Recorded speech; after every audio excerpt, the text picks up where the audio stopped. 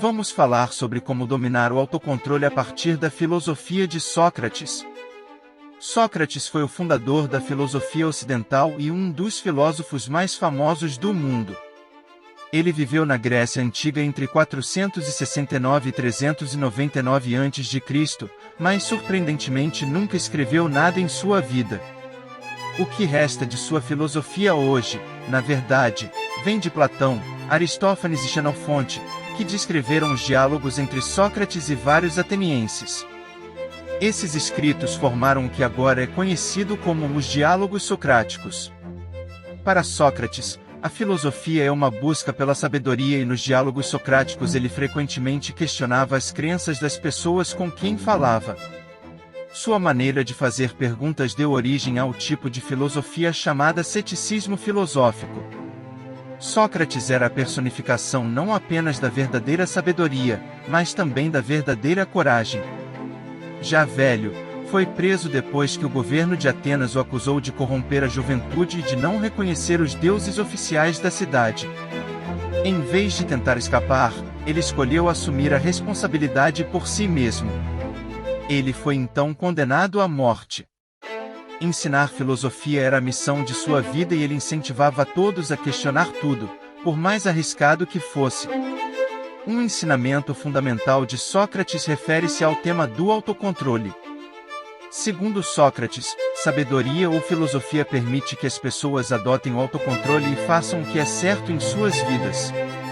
Para alcançar o autocontrole, as pessoas devem estar livres de seus apetites por prazeres corporais, como comida, bebida, sexo e outros confortos físicos. Por exemplo, Sócrates era famoso por andar descalço e se vestir da maneira mais simples possível, conseguindo controlar suas próprias paixões, desejos e apetites. Seu ascetismo ou autodisciplina severa é difícil de seguir em nossas vidas modernas, pois para muitos de nós tal estilo de vida não é prático nem desejável. Apesar disso, ele ainda pode nos ensinar a aumentar nosso autocontrole, e para ajudá-lo a entender melhor seus ensinamentos sobre o domínio do autocontrole e a melhor forma de implementá-los em sua própria vida. Aqui estão lições da sabedoria de Sócrates. Esteja no controle de seus desejos corporais. Sócrates disse: se você não consegue o que quer, esteja no controle de seus desejos corporais, você sofre. Se você consegue o que não quer, você sofre. Mesmo quando você consegue exatamente o que quer, ainda sofre porque não pode segurá-lo para sempre. Sócrates disse que os desejos individuais devem ser adiados em nome de um ideal superior. Segundo Sócrates no livro Fédon, também chamado Sobre a Alma, um dos diálogos mais conhecidos de Platão, não basta considerar os prazeres corporais como ruins ou inúteis, mas devemos evitá-los tanto quanto possível, porque nos distraem e afetam nossa capacidade de raciocínio. Se não tivermos controle racional sobre nossos desejos, não conseguiremos tomar decisões inteligentes na vida e isso nos levaria à infelicidade. A chave para a felicidade é a virtude, virtude significando a mesma coisa que sabedoria para Sócrates. A chave para a felicidade e a virtude é voltar nossa atenção, é desviar nossa atenção dos prazeres corporais, em vez disso, direcioná-la para a alma. Os prazeres corporais incluem a entrega de comida, sexo ou qualquer coisa que nos dê uma sensação de extrema satisfação física. De certa forma, Sócrates recomenda um estilo de vida ascético ou austero. Por exemplo, ele disse que os filósofos se opõem ao corpo em todos os aspectos e que evitam prazeres, desejos, dores, e temem na medida do possível. Segundo Sócrates, as pessoas comuns, os não filósofos, possuem uma alma impura, sempre escrava de seus desejos corporais, deixando-se enfeitiçar suas ações. Mesmo quando totalmente conscientes e no controle de suas ações, essas pessoas agirão de bom grado no sentido de realizar seus desejos mundanos. Em contraste, os filósofos se concentram no prazer de aprender, em acumular conhecimento, em entender a verdade, o que significa justiça. Assim, escapam da prisão dos prazeres corporais.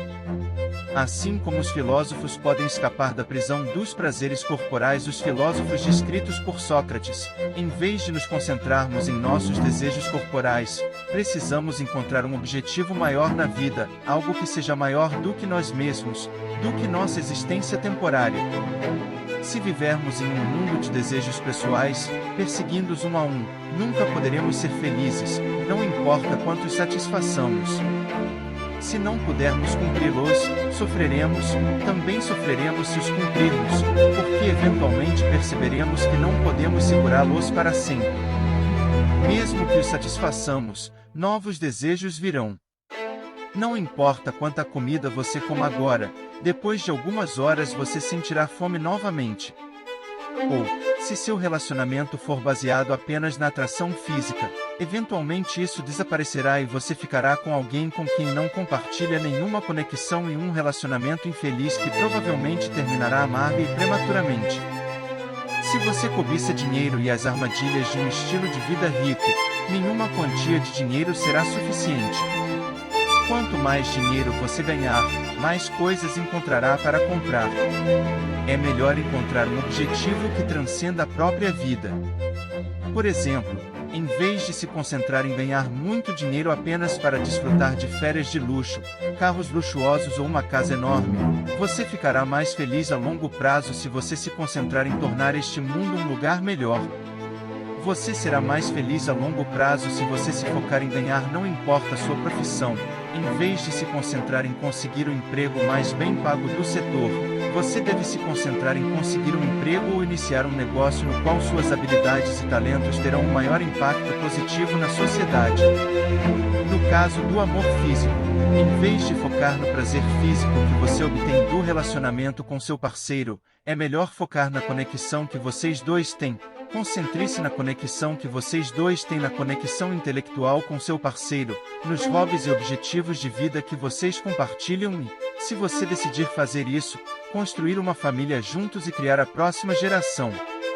Precisamos escapar da prisão dos desejos e interesses pessoais egoístas. Precisamos expandir nossas áreas de interesse e formular objetivos que sejam superiores à nossa existência individual. Nunca poderemos ser realmente livres e felizes se formos escravos de nossos desejos corporais. Só podemos controlar a nós mesmos e nossas vidas se não permitirmos que os desejos corporais dirijam nossas vidas. Seja justo, para citar Sócrates, nunca se deve fazer mal em troca, nem maltratar qualquer homem, não importa como alguém tenha sido maltratado por ele. Para Sócrates, a justiça é uma das principais virtudes humanas e é melhor ser justo que injusto. Sócrates acreditava que temos três partes da alma: razão, logisticon, espírito, timoedes e apetite, epitimeticon, e ele aponta que um é justo quando cada uma das três partes da alma desempenha sua função e não interfira negativamente nas demais. A razão, sendo uma faculdade de busca e medição de objetivos, deve ser encarregada de governar o espírito e o apetite, pois sua função principal é governar pelo amor ao aprendizado. No entanto, não podemos ir a lugar nenhum na vida sem espírito e apetite. O poder do espírito e do apetite são indispensáveis para a própria vida. Considera-se que o espírito é a parte da alma que manifesta raiva ou outras emoções fortes. Quando o espírito cumpre bem a sua função, o espírito obedece às orientações da razão. O espírito obedece às direções da razão, defendendo fortemente toda a alma de uma invasão externa. Quando, por exemplo, alguém te acusa de mentira e você precisa responder imediatamente se defendendo, e de desordem interna, quando você tem um evento importante, você sente muita ansiedade, mas sua razão lhe diz que você pode ter um desempenho melhor quando está calmo. Então o espírito tenta seguir a razão, tentando regular seu comportamento, moderando os sentimentos de ansiedade. A função do apetite é produzir e buscar prazer. Apesar do fato de que o apetite pode ter seus próprios objetivos, por exemplo, ir a um restaurante para comer sua refeição favorita, não consegue diferenciar entre satisfação de curto prazo e objetivos que podem produzir felicidade de longo prazo. É apenas a razão que pode formular os objetivos certos para alcançar a felicidade a longo prazo. Por exemplo, se sua refeição favorita não for uma refeição saudável, comê-la todos os dias seria prejudicial à sua saúde. Portanto, é importante seguir sua razão, só assim você terá chance de felicidade a longo prazo. A justiça é definida por Sócrates como um equilíbrio natural das partes da alma, tornando a injustiça. A justiça é definida como um equilíbrio natural das partes da alma que faz da injustiça um desequilíbrio. O que nos torna injustos costuma ser uma atitude desregrada dada pelo fato de sermos escravos de nossos desejos, quando o apetite rege as funções que devem ser desempenhadas pela razão ou pelo espírito. Se vivenciarmos e agirmos de acordo com esse estado, mais cedo ou mais tarde experimentaremos desordem e arrependimento, tornando-nos potencialmente insatisfeitos e até medrosos. Na República de Platão, onde Sócrates aparece como personagem principal, é dito que quem não é filósofo tem a alma dividida, as três partes interferem umas nas outras e assim há um desequilíbrio. Ele postula que os filósofos são capazes de direcionar seu apetite à medida que suas decisões são tomadas pela razão. No entanto, para o resto de nós, não é trivial resistir ao próprio apetite. Ser justo, segundo Sócrates, precisamos prestar atenção em qual parte de nossa alma nos governa. Por exemplo, um prazer característico dos filósofos é aprender, um prazer característico dos egoístas é ser honrado, um prazer característico dos narcisistas é ganhar dinheiro. Então, Sócrates provou que algumas características são melhores que outras e provou que as características dos filósofos são as melhores. Sócrates acreditava que existem prazeres inferiores e superiores, sendo os prazeres inferiores os prazeres corporais que obtemos da comida, bebida, sexo, conforto, etc., enquanto os prazeres superiores são os intelectuais, como o prazer de aprender.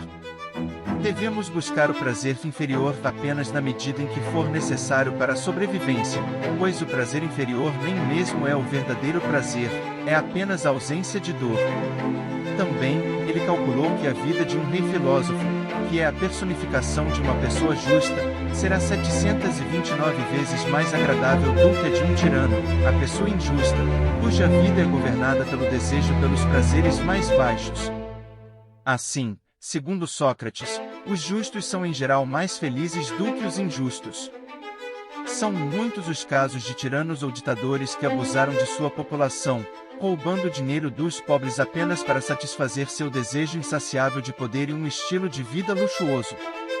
Quanto mais egoístas formos, pisando em outras pessoas, maltratando-as, apenas para seguir nossos próprios interesses e desejos, menos seremos capazes de mudar esse comportamento no futuro.